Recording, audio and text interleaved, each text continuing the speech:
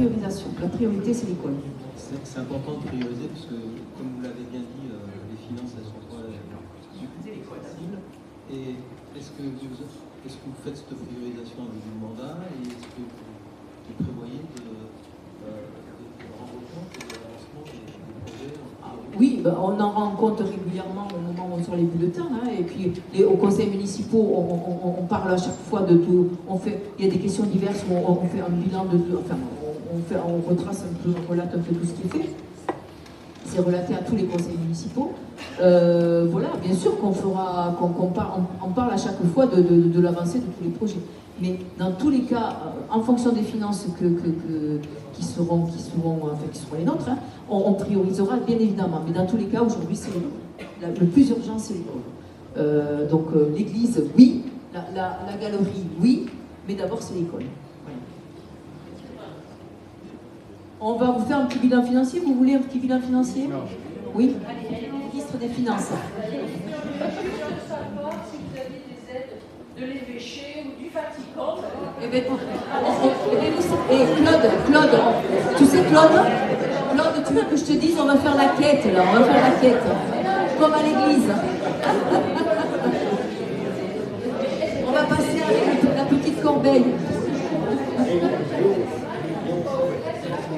Non, on n'a pas d'aide de l'évêché, il ne faut pas rêver. Le bâtiment, c'est commune, il n'y a pas d'aide de l'État pour les églises. Voilà. Donc, il n'y a pas d'aide de l'État pour les églises, c'est à la charge des communes et l'évêché, ils ne nous aident pas beaucoup. Par contre, il nous met quelques contraintes. Allez, on va faire un bilan financier. Je vais essayer de ne pas vous endormir avec le bilan financier.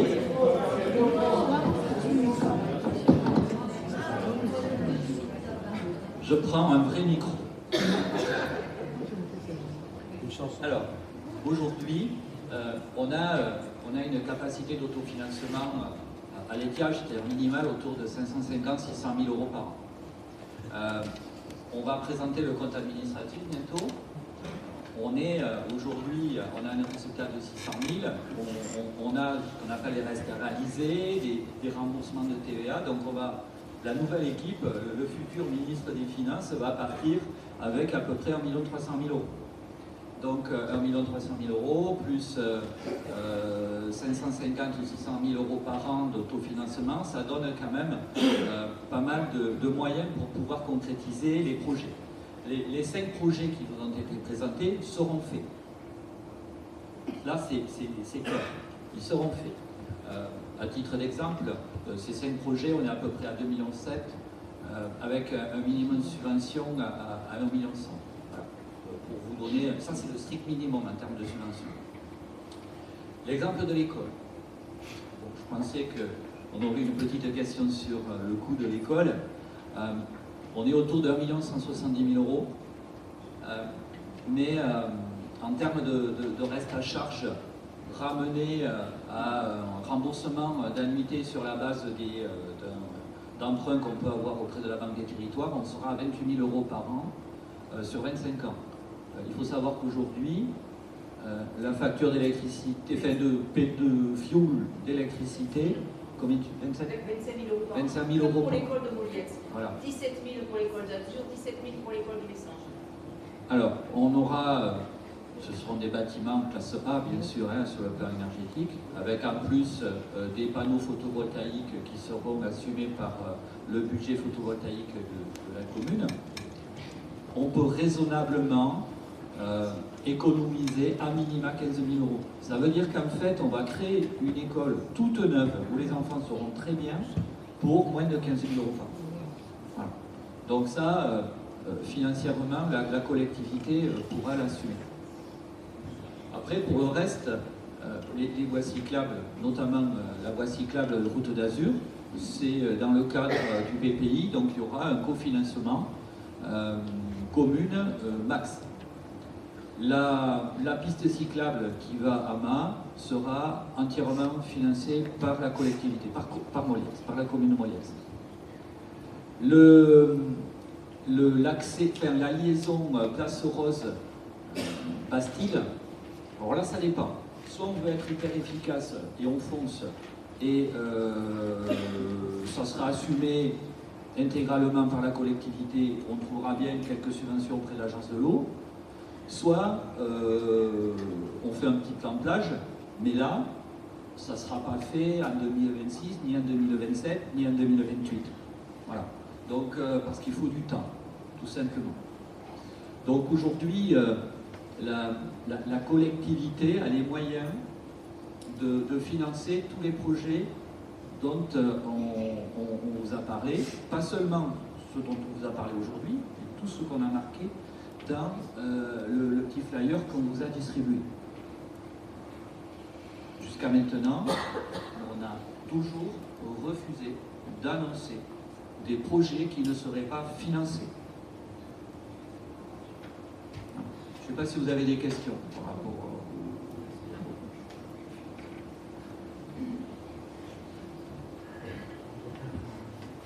Bonsoir, je suis Sébastien, j'ai rendu une note. Je voulais juste savoir s'il était prévu de rénover la piste cyclable sur la rue des Craquillots, puisqu'on revient à reparler de ça. Parce qu'il me semble qu'il y avait un budget établi l'année dernière où je vois que les travaux sont pas faits, c'est peut-être prévu pour cette année, je ne sais pas. C'est la rue Chambrelan. C'est la rue Chambrelan. Chambrelan. Pardon. Voilà, c'est pour là j'avais du mal parce que la rue des Craquillots, c'est tout neuf. Oui. Et là, je me Excusez-moi, c'est disais, rue j'ai Chambrelan. oublié quelque chose. On est en train de préparer la consultation, le marché public. On a calculé toute la surface et on va le réhabiliter depuis la fin de la dernière réhabilitation jusqu'à la fin du VVF. Je pense, ouais. Jusqu'à la fin du VVF, c'est à l'endroit le plus dégradé. Ensuite, c'est du béton qui est plutôt de bonne qualité. Donc ça, on va refaire cette partie-là. On va surtout refaire celle des chaînes lièges dont tu parlais tout à l'heure sur la partie panneau pédagogique. Celle-là, elle est excessivement dangereuse. Elle a besoin aussi. Voilà. Donc là, on a notre responsable des services techniques a fini le maîtrais et on est prêt à lancer la consultation. Okay. Ça sera fait. Alors, voilà, ça dépend de ce qui se passe, hein, mais ça sera fait avant l'été. Merci. Ce qui est prévu également, c'est alors l'avenue de l'Océan a fait l'objet de travaux par la commune Max, à la côte sud, rétrécissement des voies voitures pour ralentir les véhicules, cyclables sur le côté, séparation. Ce qui est prévu, c'est que les services techniques fassent des plantations sur les interstices entre la voie cyclable et la route. Dans cette zone qui est délaissée, ou avec du sable. Donc, ce qui est prévu, c'est de mettre un peu ce qu'il y a sur les dunes, des zoyas, des végétaux un peu comme ça, qui puisse être un peu... on va garder le côté naturel. Et également l'UTD, l'Union départementale du territoire, c'est-à-dire ceux qui gèrent les routes, le département, c'est le département, sur les routes départementales, ils vont refaire le tapis sur l'avenue de l'Océan avec la ligne au milieu pour séparer les deux voies. Donc c'est prévu ça avant le 15 juin. Donc ça sera fait avant le 15 juin, dernier délai. Donc là je les ai eus encore hier au téléphone. Oui, bon, ils m'ont annoncé les dates et les travaux qui sont engagés. Alors ça sera ils appellent ça un enduit à froid. C'est-à-dire c'est rapide et on peut circuler dessus rapidement derrière. C'est pas, on ne bloque pas la route pendant plusieurs jours. Voilà. Il y a une question.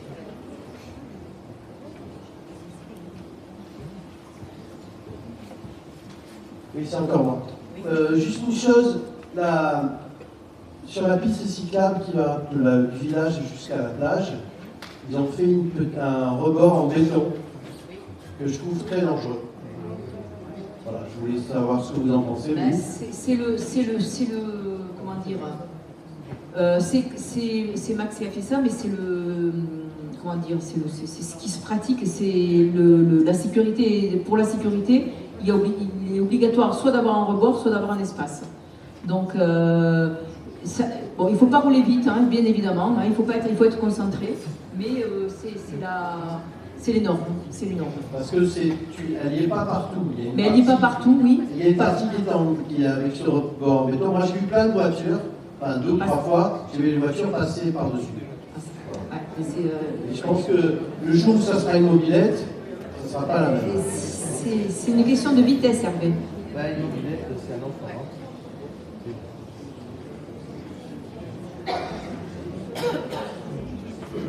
Alors, oui, parce que là, on a fini les sujets. Là, maintenant, on peut poser. Alors, vous avez un sondage, là, il n'y a pas eu beaucoup de réponses. Vous pouvez répondre encore, c'est pas trop tard. Hein. Oui, vous pouvez poser des questions sur d'autres sujets. Là, maintenant, on a fini de présenter les 5 thèmes majeurs. S'il y a d'autres sujets qui vous intéressent, pour lesquels vous vous posez des questions. Ah, il y a une question là en bas aussi. Qui c'est qui? Je ne sais pas. Oui. Oui, encore moi. J'ai une question concernant tous les travaux excellents de renaturation qui ont été faits dans l'axe pour aller à la plage centrale. L'un des projets parle encore de renaturation, etc. Est-ce qu'il est envisagé de faire grossir le service technique en termes de personnel? Parce qu'on s'aperçoit déjà que ce n'est pas retenu comme ça devrait l'être. Donc est-ce qu'il est prévu d'embaucher du personnel? Alors je vais vous expliquer.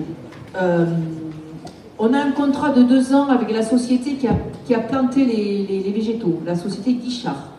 Donc ils interviennent, je crois, cette semaine là, pour tout l'entretien. Dans le contrat, il est prévu de changer les végétaux qui sont morts. Il les remplace. Tout ça, c'est prévu. Pendant 2 ans, c'est la société qui a en charge de l'entretien de tous les végétaux et de l'entretien des espaces verts, de l'aménagement. Pendant 2 ans. Après, ça sera à la charge de la commune. Soit on recrute, soit on sous-traite. Voilà, il y a 2 possibilités. Donc là, on a un jeune, enfin une personne qui vient renforcer l'équipe là à partir du 1er avril, je crois que c'est, oui, 1er avril. On en prend un pendant 6 mois, on renforce. Bon. Évidemment qu'à un moment donné, il va falloir renforcer l'équipe technique. Voilà. Bon.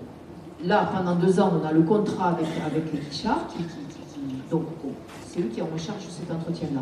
Mais dans tous les cas, oui, la commune a 7 ans, et il y a les services techniques, ils sont 8, ils ont de plus en plus de travail. Donc évidemment, il faudra l'envisager. Après, bon, voilà, tout ça, ça représente des coûts aussi. Il fallait le budgétiser, les financer, ces coûts de personnel supplémentaires, bien évidemment. Bon, Daniel Comborieux. Donc on est sorti, c'est le but, hein, n'est-ce pas? Vous faites une conférence publique, elle est pour que nous posions des questions. Un problème donc qui n'est pas abordé dans le projet, c'est le problème de l'urbanisme, puisque nous avons 83% de résidences secondaires, ce qui veut dire autrement dit 17% de résidents à l'année, ce qui est quand même pas beaucoup, et vous voulez effectivement favoriser le logement à l'année des locaux. Maintenant, ce que j'aimerais savoir, ce que nous aimerions savoir, c'est quelle solution, quel outil concret vous pouvez nous citer, envisagez-vous d'utiliser pour arriver à ce résultat? Alors, on n'a pas 83% de résidences secondaires, on a 80% de résidences secondaires. Bon, je ne vais pas chipoter sur 3%, mais on est la deuxième. Avant, on était la première commune de Littoral-Aquitaine qui avait le plus de résidences secondaires par rapport au nombre d'habitants. On est passé en 2e position. Donc, ça veut dire qu'il y a un effort de fait pour accueillir des logements des populations à l'année. Donc nous, je vous rappelle ce qui a quand même été fait. Quand même, on a créé 18 lots pour les familles locales. On a construit 5 logements à l'année. On a pu satisfaire 5 familles également en location ces logements puisque bon, tout le monde ne peut pas accéder à la propriété. Aujourd'hui, on a un projet, on a une parcelle encore communale qui est sur la parcelle où la gendarmerie doit s'implanter, où sur cette OAP, ce programme d'aménagement, des logements sont prévus, des logements à l'année, via un bailleur social. C'est prévu, il y a 75 logements qui sont inscrits là, dans cette zone-là. Mais aujourd'hui, bien sûr qu'il y a des résidences secondaires. Nous, on a mis la taxe d'habitation majorée sur les résidences secondaires à 60%, justement pour inciter les résidences secondaires, les propriétaires de résidences secondaires qui louent à la saison de le louer à l'année, hein, puisqu'ils seront exonérés de cette taxe d'habitation s'ils le louent à l'année. Alors, ça a fonctionné à la marge et ça n'a pas fonctionné non plus de façon très significative, hein, parce que c'est pas très dissuasif. Parce que quand vous louez une semaine à 3 000 ou entre 3 et 5 000 euros la semaine, et que voilà, vous récupérez vous pouvez payer la majoration sans problème. Bon, voilà, ça n'a pas été très... bon, c'est l'État qui a classé les communes en zone tendue, ont eu cette possibilité. Nous l'avons fait, nous, l'année dernière ou il y a 2 ans. Il y a 1 an. Donc, bien évidemment que là, il y a des résidences secondaires et oui, bien sûr. Ma question, excusez-moi, en fait, ma question n'est pas sur votre bilan, ma question est sur vos projets. Oui. Je répète ma question, il existe des outils qu'utilisent déjà des communes, pour ne pas les citer. La loi Demeure. Oui. Voilà, c'est ça, je voulais vous entendre la citer. La loi anti-Airbnb qui date de 2024 et que nous pourrions utiliser vu le pourcentage de résidences secondaires que nous avons. Donc envisagez-vous de l'utiliser, de même qu'il existe d'autres outils, comme le bail réel solidaire, qui est aussi une mesure efficace. Donc voilà, parce que quand on parle des lots, c'est très bien ce que vous avez fait, il n'est pas question de le critiquer, mais sur, par exemple, entre 2020 et 2024, plus de 260 permis de construire qui ont été validés à Moliette, ce que vous proposez représente moins de 10% pour les gens qui habitent à l'année. Donc voilà, je voulais entendre que vous seriez éventuellement prêt à utiliser ces outils concrets et certes agressifs, mais dont nous avons besoin, qui sont la loi Lemeur et l'utilisation du bail réel solidaire. Alors, quand vous faites référence aux permis qui ont été acceptés, c'est surtout des agrandissements de propriétaires, hein, c'est pas forcément que des nouvelles constructions. Hein. On n'a pas construit 200 et quelques maisons supplémentaires sur l'année. Hein. C'est beaucoup d'agrandissements, de modifications ou d'annexes. Oui, la loi Lemeur existe. On est en train de le mettre en place au sein de Max. Là, on a eu plusieurs réunions pour la mise en place de cette loi Lemeur. C'est en train de se stabiliser, de se mettre en place. Pour ce qui concerne le BRS, c'est également un sujet qui commence un petit peu à être pratiqué. Alors, en France, les gens, enfin c'est un peu compliqué en France parce que c'est pas dans la culture française. Les anglo-saxons ont plus l'habitude. C'est mis en place, la communauté de communes Max l'a mis en place sur les ZAE, les zones d'activité commerciale. C'est pas très très bien accepté.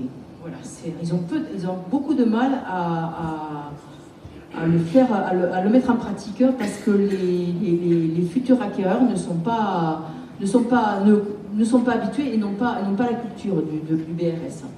Bon, il faudra, je pense, un peu de temps pour rentrer ça dans l'esprit des gens. On le prévoit également là au sein de Max dans le cadre avec les bailleurs sociaux, hein, dans le cadre parce qu'il y a avec les bailleurs sociaux, on a soit en location, on peut faire de la construction en location ou en accession. Donc c'est en train de se mettre en place. Ça commence à Tyros, ils ont commencé à le mettre en place, le BRS. C'est très frileux encore, mais bon, je pense qu'il faut que dans l'esprit et dans la culture des gens, ça évolue. Très bien. Donc oui, je pense que vous le savez, que le PLUI de la zone Côte Basque-Adour, qui comprend Bayonne, Anglette, Biarritz, Bocaux et Bidart, a inscrit à son PLUI des servitudes qui interdisent les résidences secondaires dans les nouvelles constructions. Je pense aussi de se rapprocher d'autres comités de communes, ça peut être intéressant, notamment au Pays Basque, où ils sont très agressifs pour les constructions. Alors, nous ce qu'on a mis en place, vous avez entendu tous parler de la loi ZAN, zéro artificialisation nette. Enfin, certains d'entre vous l'ont peut-être entendu parler. Donc la loi ZAN, c'est une nouvelle loi qui a été imposée par l'État. Hein. C'est pas nous qui l'avons. donc on nous dit maintenant, on ne peut plus s'étendre, il faut densifier. Alors, c'est la même loi pour les grandes villes et pour les petits villages. Non, mais j'explique. Oui, c'est deux choses différentes. Donc aujourd'hui, pour toute nouvelle construction, on peut densifier dans l'enveloppe urbaine qui est définie par les services de l'État, qui a été définie. On a une enveloppe urbaine qui est ce qu'elle est. On a des possibilités de construire hors enveloppe urbaine, où c'est une zone U. Je pense au lotissement à Moumiette, qui est c'est une OAP constructible, mais qui est hors enveloppe urbaine. Donc ce qu'on a décidé avec Max, c'est on a créé une commission foncière où on étudie chaque projet qui sont hors enveloppe urbaine sur le territoire de Max. Parce qu'il faut savoir qu'aujourd'hui, hors enveloppe urbaine sur le territoire de Max, il ne reste plus que 86 hectares à construire jusqu'en 2032. Donc ça veut dire qu'on a décidé de privilégier tous les projets d'intérêt public, c'est-à-dire les routes, les écoles, les collèges, la gendarmerie de Moliette, qui se trouve hors enveloppe urbaine, et tous les projets d'intérêt privé sont soumis à la commission foncière qui décide s'il est prioritaire ou pas. Donc ce projet-là, il a été décidé qu'on appliquait le sursis à statuer qu'on a mis en place, donc il n'est pas prioritaire. Donc pour l'instant, il ne peut pas construire. Le permis d'aménager n'a pas été accepté. Donc à chaque projet est étudié comme ça. Donc on travaille dossier par dossier, là, parce qu'il ne faut pas perdre les 86 hectares pour des projets qui ne sont pas prioritaires. Voilà, surtout qu'il y a sur le territoire de Max, on est quand même 23 communes, et il y a des projets quand même d'intérêt prioritaire qu'il faut privilégier, qu'il faut préserver. Voilà. Donc c'était important quand même de le dire, parce que par contre dans l'enveloppe urbaine, il y a des possibilités. Voilà. Moi j'ai une dernière question à vous poser. Ah oui, là, madame. Oui, merci. J'avais juste une question sur le projet par rapport aux logements saisonniers. Alors, les logements saisonniers, c'est un sujet dont tout le monde parle, oui. C'est un sujet qu'on a réfléchi depuis des années. Alors, là, dans le cadre de la communauté de communes Max, on a travaillé dans le cadre du PLH, projet local de l'habitat, et ce sujet-là fait partie de sujets prioritaires dans ce cadre du PLH. Ça fait 2 ans qu'on est dessus.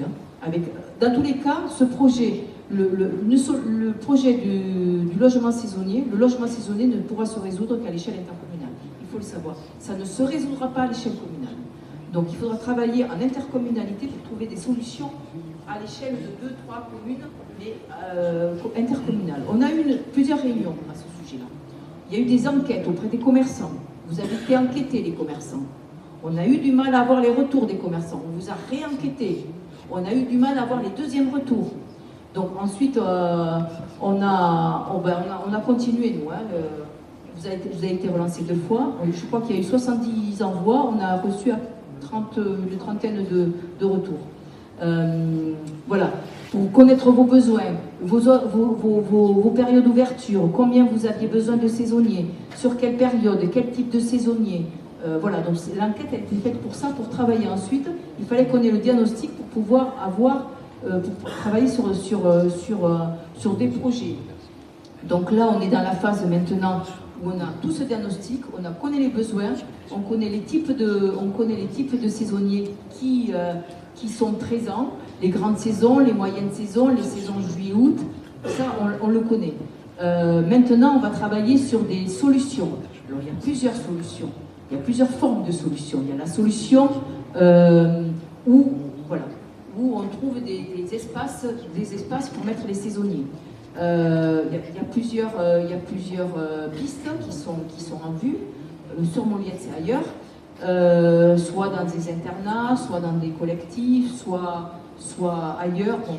Soit on a mis en place également avec Max Nous, communes, c'est un sujet qu'on travaille depuis des années quand même, parce que depuis plusieurs années, on met 10 emplacements quand même à l'aire de camping-car où on propose une solution aux saisonniers. Alors évidemment, ça ne solutionne pas tous les besoins, mais on répond déjà à une demande. Donc ces emplacements sont remplis tous les ans, hein, tout le monde, enfin, certains d'entre vous là, nous sollicitent. Voilà, donc on essaye quand même de répondre à certaines demandes. Par ailleurs, qu'est-ce que je voulais dire aussi? Oui, avec Max, donc je vous disais, il y a des solutions qui sont envisagées. On a mis en place également un dispositif qui s'appelle, Chantal, rappelle-moi, un toit partagé. Voilà. Voilà, il y a des solutions, il y a différentes possibilités. Voilà, on est sur plusieurs pistes, mais on n'est pas, voilà.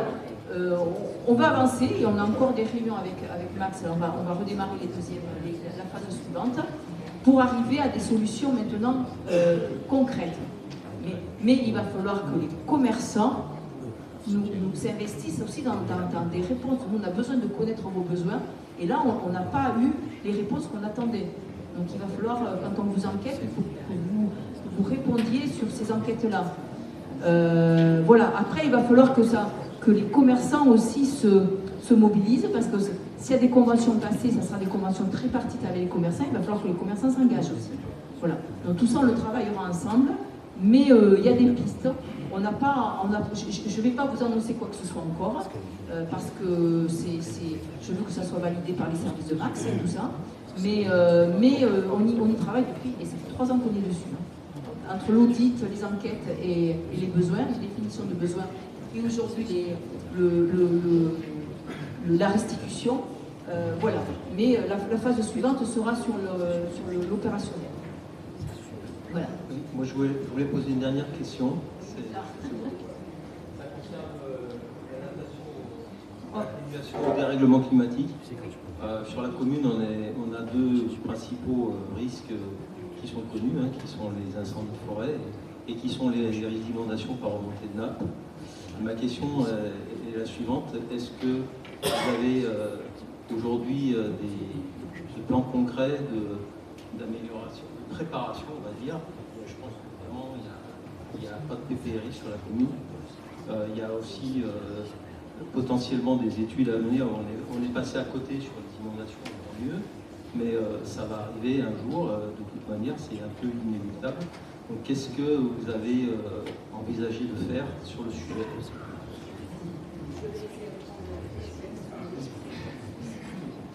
Je vais essayer. Alors, concernant l'eau pluviale, en effet, on a des problèmes avec les nappes. Hein. On a quand même construit dans un marais.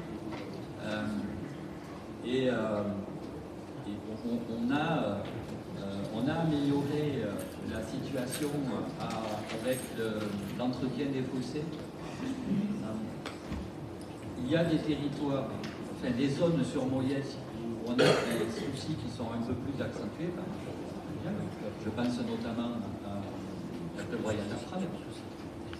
Et là, on est en train de finaliser une étude sur un transfert d'eau. Donc avec la police de l'eau, bien sûr, et avec un bureau d'études et les 3 communes du bassin versant, Moyès, Messanges. Donc là, on est en train de travailler sur cette partie-là du territoire. Ensuite, on a recensé 2 autres zones où on a des problèmes. Alors, très souvent, on les a solutionnés par un meilleur entretien. Maintenant, si on se situe bien évidemment à très long terme, oui, il va y avoir, il va falloir travailler sur une étude hydraulique à l'échelle du bassin versant, mais vous savez comme moi que aujourd'hui, c'est toujours un problème de compétence administrative. La compétence sur les cours d'eau, elle est donnée aux communes, transférée aux intercommunalités. Donc là, on est sur la partie GEMA, on est sur une carrière. Sur la partie PLI, c'est Max, prévention des inondations. Excusez-moi, c'est vrai. Sur la partie milieu aquatique, donc c'est le syndicat de rivière. Sur la partie prévention des inondations, c'est Max. Sauf qu'aujourd'hui, on est dans une zone grise concernant les nappes. Voilà. L'État n'a pas été très clair sur le fait que les inondations par nappe soient de compétence pays. Selon les services de l'État, c'est oui ou c'est non. Donc aujourd'hui, avec la communauté de communes, avec le syndicat des rivières, on réfléchit à une étude hydraulique qui comprendra aussi la gestion des fossés, puisque la gestion de fossés est de compétence communale ou privée, et alors que la gestion des cours d'eau est de compétence communale ou intercommunale. Donc aujourd'hui, il y a tout un travail. Alors je ne voudrais pas lasser tout le monde, mais au sein du syndicat de rivière, on a lancé une étude socle, qui est un schéma d'organisation des compétences locales sur l'eau. En gros, c'est qui fait quoi. Et il apparaît en effet que cette gestion des nappes va devoir trouver une solution dans une étude intercommunale. Parce que moi j'avais questionné le VRGM par rapport à l'impact des océans sur cette problématique-là. Il y a zéro réponse aujourd'hui. Et il est urgent de se poser la question alors, de savoir qui fait quoi, c'est indispensable et pas hier, quoi. Alors,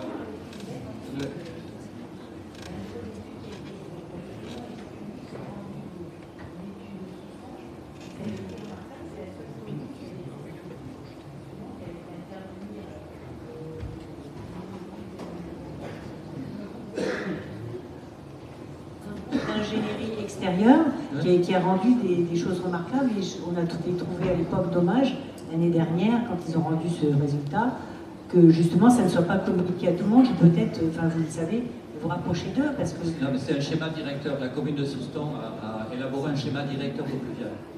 À partir de cette étude-là. C'est un schéma directeur, voilà. Mais le problème, il est dans la connexion entre le schéma directeur et ensuite les cours d'eau. Voilà. C'est l'approche globale au niveau du bassin versant. Le problème, il est là. Et donc, c'est un problème de compétence.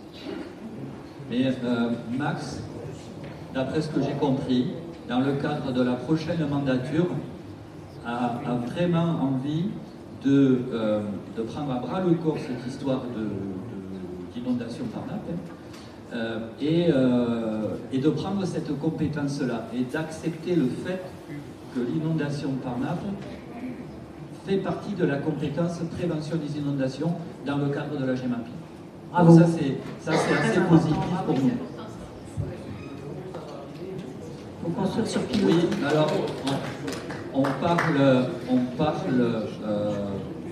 des problèmes de l'océan, de l'augmentation, mais vous savez que, je ne sais pas s'ils en ont parlé à Souston, mais aujourd'hui, quand l'Adour déborde, ou quand l'Adour a vraiment un niveau piezo assez haut, mais ça influence l'ensemble des nappes, y compris jusqu'à Messenger, y compris de par l'ancien lit de l'Adour tout simplement.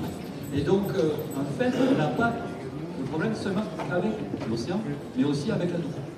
Voilà, des inondations de type fluvial.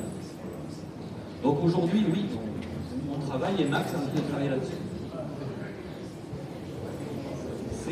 C'est bien ce que j'ai dit, c'est qu'à un moment donné, voilà, les fossés privés et publics doivent être entretenus. Est-ce qu'il y a d'autres questions? Oui, Richard. Oui, bonsoir. Richard Hayes. Je voudrais savoir si demain, un opérateur téléphonique voudrait implanter une nouvelle antenne relais, quelle serait votre position? Eh bien écoutez, il faudra qu'on en parle. Enfin, moi je résume la chose. Soit il y a des antennes et il y a du réseau, soit il n'y a pas d'antenne et il n'y a pas de réseau. Donc dites-moi si vous voulez du réseau. Et voilà. Voilà. Bon, on a du réseau, je crois, non? Pas suffisamment, il y en a pas. Bon, après, c'est un sujet qu'on a évoqué dernièrement avec Madame Combourieux. Hein. On va le remettre sur la table. On va essayer d'organiser une réunion pour voir un peu comment, avec les opérateurs. C'est un déficit de réseau. Hein. Nous, on n'a pas arrêté d'avoir des plaintes à la mairie de déficit de réseau. Mais des gens qui habitent à l'année ou... Ah, du tout. Mais donc vous feriez une consultation publique? C'est pas une consultation, on va faire on va demander un petit peu comment on pourrait implanter de nouvelles antennes pour qu'on ait un réseau suffisant. Il faut savoir que la loi dit que il ne doit pas y avoir de zone blanche, c'est terminé.